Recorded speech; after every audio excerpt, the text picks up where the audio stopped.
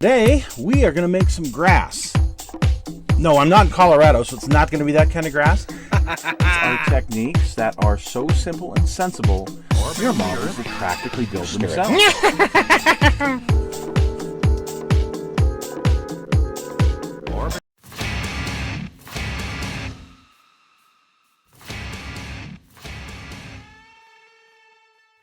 Okay, so you remember from last week that we are trying to replicate kind of closely this Mustang. We're going to do it on a GT500 kit, though. Now, if you have a masking fluid or a masking agent of some sort or a chipping agent, this is where you would use it.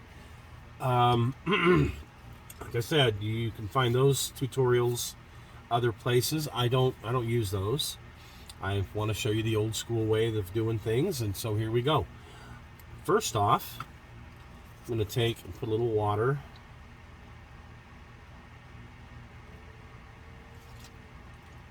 in one of these. And I'm going to take some Elmer's school glue, which is nice. It's washable. You could use whatever other PVA you like. I like this stuff. If I can get it out here, there we go. Mix that in with the water, and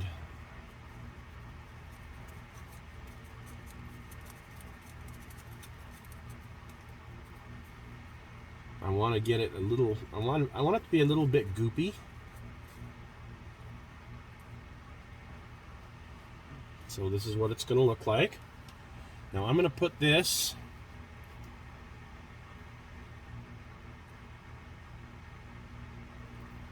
with this old brush. I'm going to kind of dab it on here in certain areas. This is going to be what I want to cover up so that when I paint, I can clean this off and this will be underneath the paint, if that makes sense. So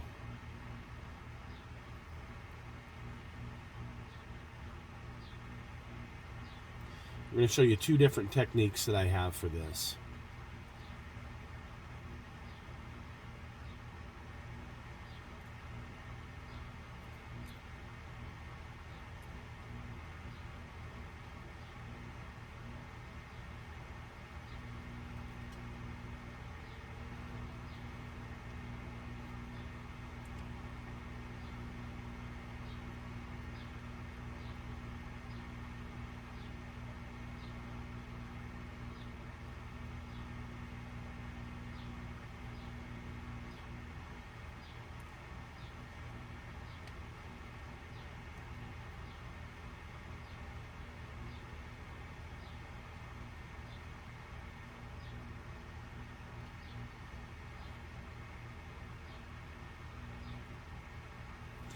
I might need a little more glue in here.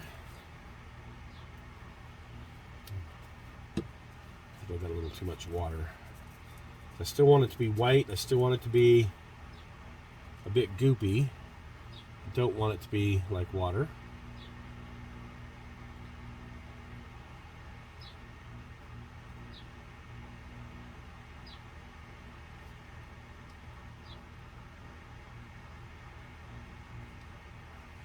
Okay, so you can kind of see how I've applied this here on the side. We're going to let this dry. Shouldn't take too long in this weather. And I'm going to use this technique on the trunk as well.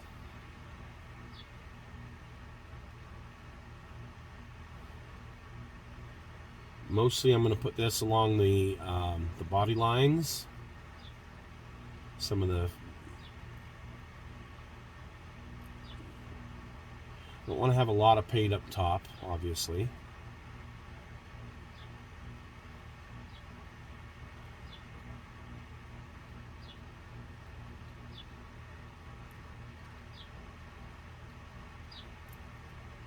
Okay, so I'm going to let that dry. And we're going to move on to the next step. By the way, this is one of the best tools I have. This is for my barbecuer, but you can use other things. The nice thing is it has these graduation lines of how much whatever fluid you've got in there. I've got water currently. I use this all the time. Okay. And I'm going to use a old toothbrush.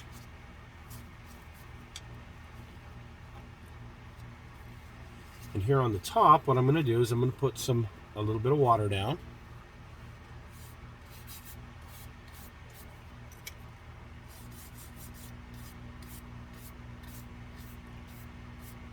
Not too wet. Now I'm going to do this. I've got some rock salt here. Well, ice melt, rock salt, same thing. I'm going to put this on top.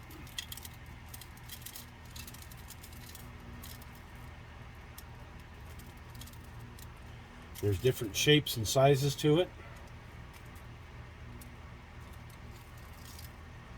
Nice thing is, with it being wet, it'll kind of melt a little bit into the surface.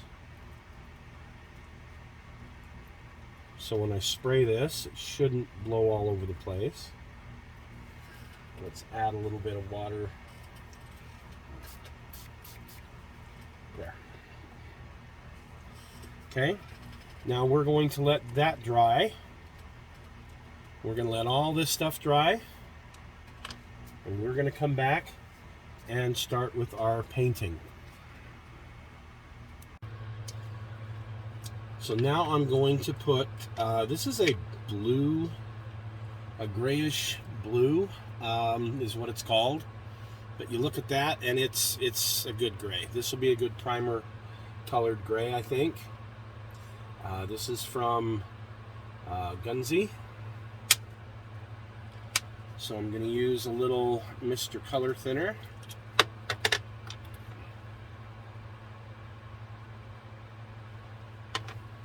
Mix that up good. Okay.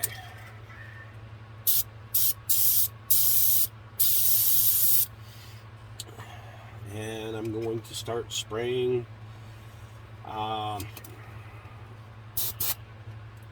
these lower areas. See if I can do this so you can see it. Oh, jeez. It's not the easiest thing to do. Okay.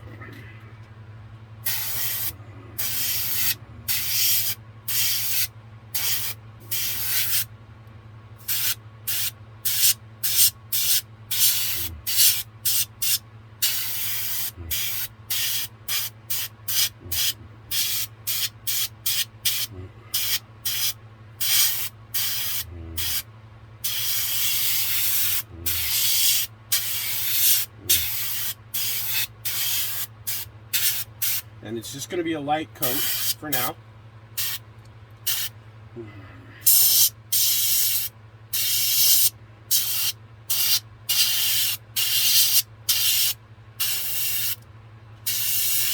This part is fiberglass, so this shouldn't have any rust on it at all. So that's going to be all gray.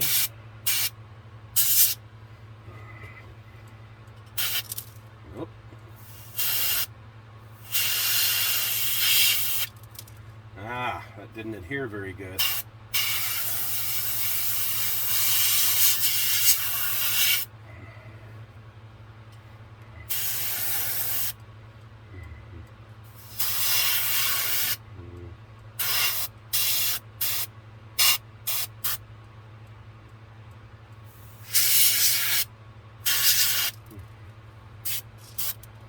Okay. So there I've got the gray, and you can see that there's not a whole lot on there. And I'm not going to do this side right now, so I'm going to leave that open to some other techniques here in a bit. Okay, so I'm going to clear this out. I'm going to put the main color in now. And for my main color, I'm going to use the Aqueous Violet. I think that'll make a good faded color for that purple.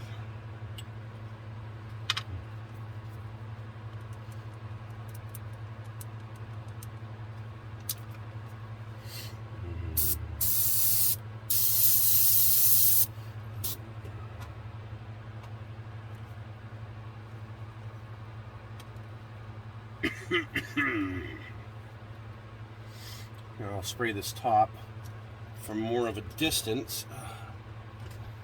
Okay.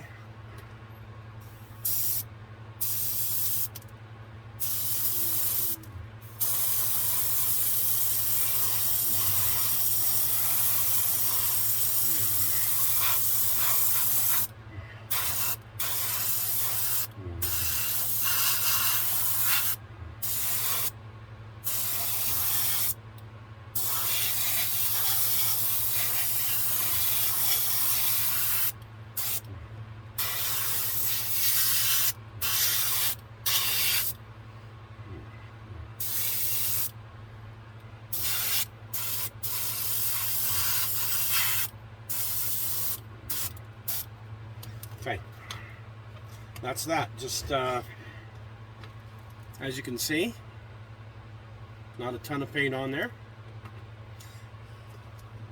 So most of our salt came off already, which some of it you expect to blow off, but I had more come off than I had anticipated. So we're going to see how this turns out anyway. You get to follow along and see if this is a complete failure or if it's a utter success. How's that? So we've got our water and our old toothbrush. And we are just going to scrub that area. Now, this is a little bit harder paint to come off because it's, well, it's that gunsy. Some of the acrylics you'll use will come right off with no problem. And I've used enamels before, but it's better to use these acrylics because, well, they're a daintier paint. They aren't as robust, let's put it that way, and they are easier to scrub off. So here we go. Some of those areas that we had the school glue on, I'm going to go ahead and get this soaking. And we'll see how this comes out. If it's an utter failure or if it's a complete success. And already you can see this area here is a fiberglass spoiler, so it shouldn't have any rust on it. And hopefully I don't get any chipping there. And you can see our chipping is starting to come out really good.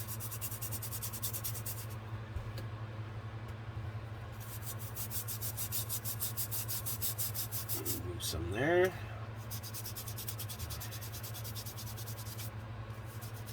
And I'm not going to let this paint dry for days.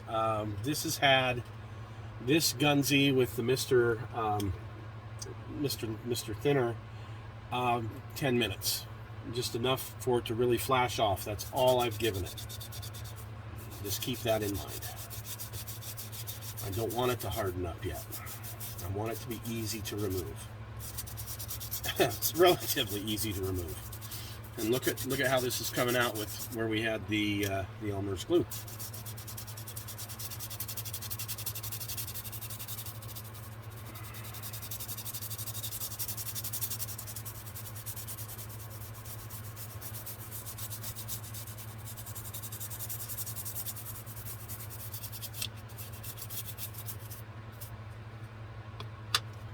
Okay, now I'm going to dry this off.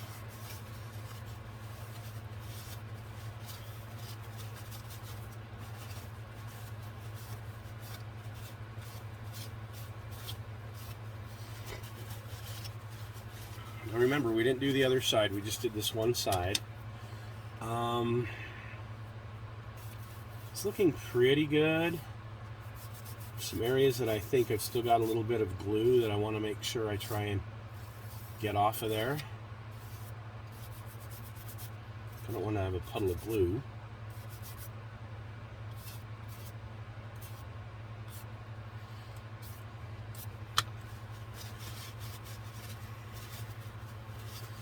Okay, now that we've done this step, here you go. You see how that chipped up really, really nice? We do have some paint still on there. Those tonal variations don't really show up great, but there are, if you look really close, which you might not be able to see it, you can definitely see those tonal variations in the rust. You can certainly see them up here, and I like that. This pan here, not too bad. I can always scrub it more if I want more off. Same with these. Wanted to keep all my faded paint there. And I wanted some fading here. I wanted to get all that glue off, which we did. And I like that. I like how that is so far. Okay, hopefully this will work for you. Now, one last step that I would like to show you guys. Okay, looking good, pretty good so far. I want to show you guys one last thing, and that is adding some actual rust or pigment to enhance some of these areas. Now, the first one I'm going to show you is, I call it rust. Why do I call it rust? Well, because as you can see, it is actually rust. How do I make rust? It's actually pretty simple. Let me find my...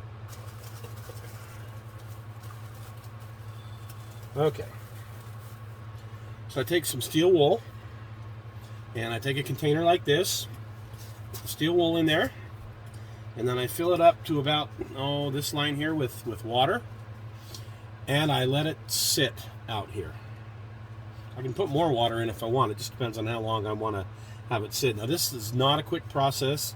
This is going to take probably a week to rust this really nicely, and it will give me a bunch of rust in here that, to break it up, all I need to do is take a screwdriver and, smash it up, and it will give me... Okay, so I'm going to take some of this and just pour it in here. Yeah, you can see that's rust, and it makes a great pigment because it's rust. And what I'm going to do is put my brush in there, and I'm going to put that along some of these panel lines or some of these areas that I want to look a little more rusty. And I've got this little fat brush here that'll scrub it in really good. I want to add a little more on the top here.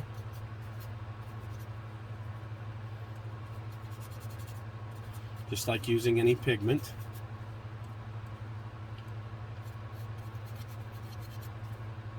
Okay, now the other thing I can use, I'll put this back, I just want to demonstrate that yeah, you can make actual rust, and you can use rust for weathering. One of my favorites, though, is my pigments. So here I have Mars Brown. I have a Mars Red somewhere, and that's a pretty good color, but couldn't dig it up. Raw Umber, kind of a grayish brown.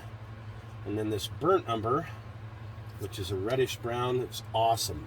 Okay. So with my pigments, let's say I want a little darker area right here.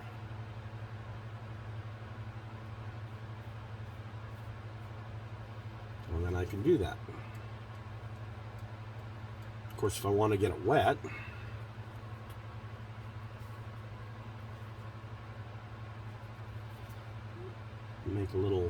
draw a little line with it, I can do that as well.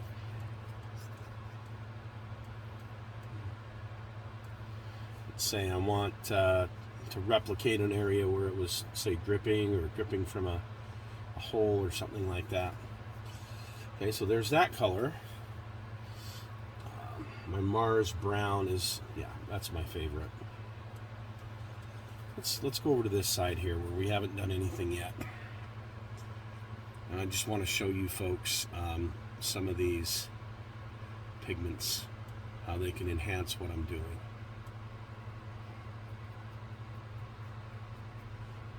See, this area here that's brown is a little bit too much for me, so just take my pigment, rub it in.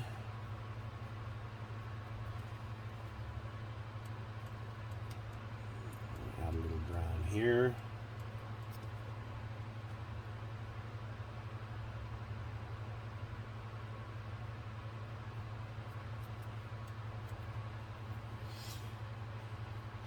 And then this one I want to put a little through here.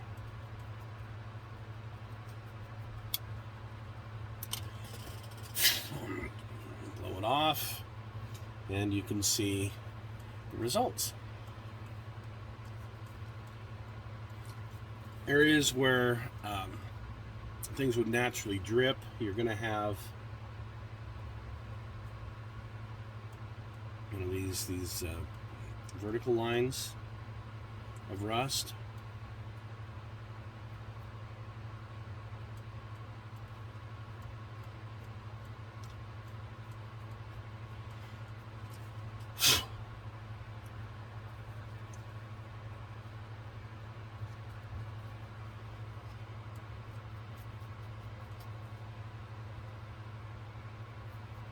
So you can play with it however you like to see what suits you the best with your rust, how you want it to look, but I am just showing you how I do it.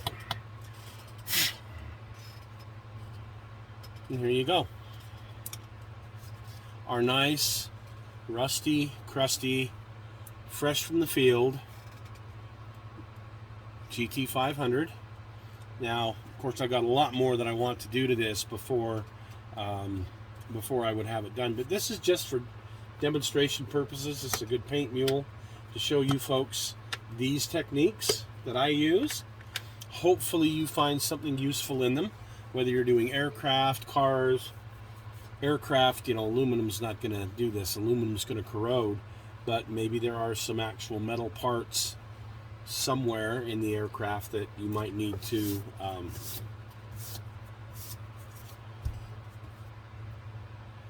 have some rust on.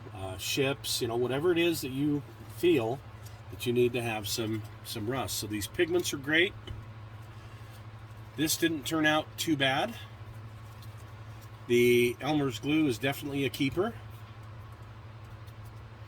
And again, if I don't like how it all turned out, well, it's easy to strip off and start over again. So hopefully that will be of some help for you folks. Thank you for joining us today. We will see you again soon with more fun and games with Mad Dog Merv.